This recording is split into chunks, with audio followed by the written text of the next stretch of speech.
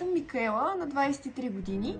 Някои от вас, може би сте ме виждали някъде, а тези, които не са, време е да се запознаем.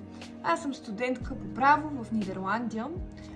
Имам доста богат опит в живота за крехките си 23 години и именно за това реших да направя този YouTube канал. Искам да обсъдя с вас всякакви теми, актуални, теми, които ви засягат и теми, които са табу. Както може би сте видяли, може да съм млада и амбициозна, но в някои неща хич не ме бива.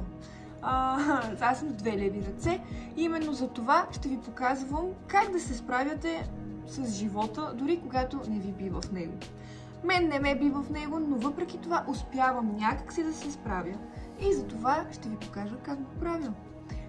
Ще обсъждаме всякакви теми. От теми за любовта, до теми за духовността, за психология, тъй като много ме влече психологията.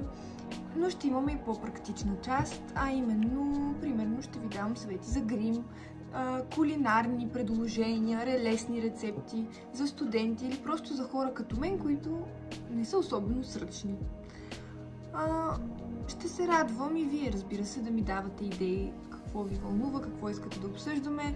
Разбира се, няма как и да не изкоментираме моето участие в Ергенът. Ако нещо ви интересува и на тази тема, доколкото мога, ще ви отговоря на въпросите.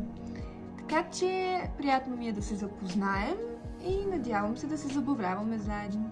Чао!